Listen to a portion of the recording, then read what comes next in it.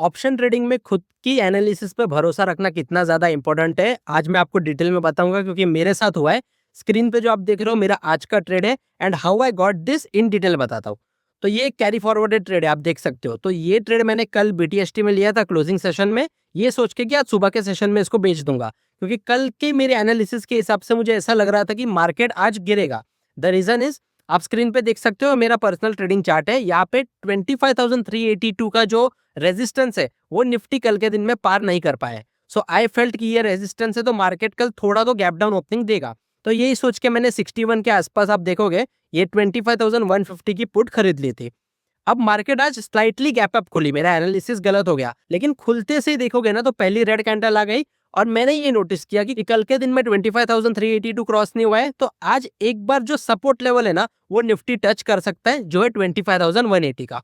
तो मैंने अपने ट्रेड में बरकरार रहा, क्योंकि मेरी जो 60 रुपए की ट्रेड थी ना वो सुबह खुलते से 40-41 के आसपास थी, यानी मैं 20 पॉइंट्स के लॉस में था। लेकिन पहली कैंडल में वो 75 तक जा चुकी थी। उसके बाद उसने बहुत देर एक 65 से 70 की रेंज में टाइम पास किया है। लेकिन मेरा एनालिसिस क्या था कि एक बार ये 25,180 का जो बेस है, जो सपोर्ट है, वो टच करेगी। और उसी तरह 11:30 पौने 12 के बाद देखोगे तो निफ्टी एक बार वो लेवल तक आया। तो मैंने यहाँ पर टोटल 9 लॉट्स लिए थे, यानी 585 क्वांटिटी।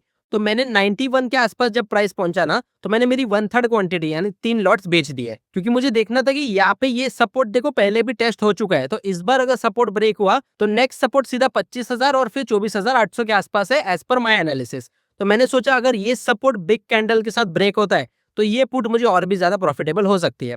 और वैसे ही थोड़ा यहाँ पे इसने टाइम पास किया और उसके बाद 25,180 भी तोड़ा और मेरा जो प्रीमियम था वो अब 90 रुपए से बढ़कर आ गया था 121-22 के आसपास। तो मैंने फिर मेरे 3 लॉट्स यहाँ पे 121 के भाव के आसपास बेच दिए और बाकी के 3 लॉट्स को होल्ड किया, ये सोचकर कि अगर रिवर्सल भी आ गया तो ऑलरेडी मैंने मेरी 2/3 क्वांटिटी यानी 9 में से 6 लॉट्स तो प्रॉफिट बुक किया है। तो अगर बाकी में मैं प्रॉफिट नहीं बुक कर पाता या मेरे को लॉस भी लेना पड़े, देन टू ओवरऑल तो मैं प्रॉफिटेबल हूँ।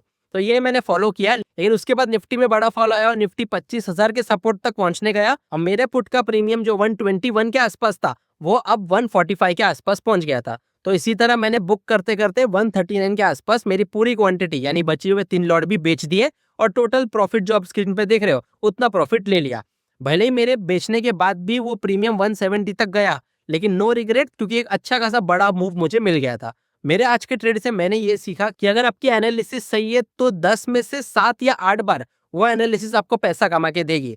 2-3 बार वाइल्ड मूव के चलते, जैसे 2 दिन पहले का मेरा वीडियो देखा तो वहां पे मेरी एनालिसिस गलत हो गई, नो इश्यूज, लेकिन एनालिसिस पे स्टिक रहोगे, अपनी स्ट्रेटेजी को पकड़ के चलोगे तो डेफिनेटली वो अच्छे खासे रिटर्न्स देगी।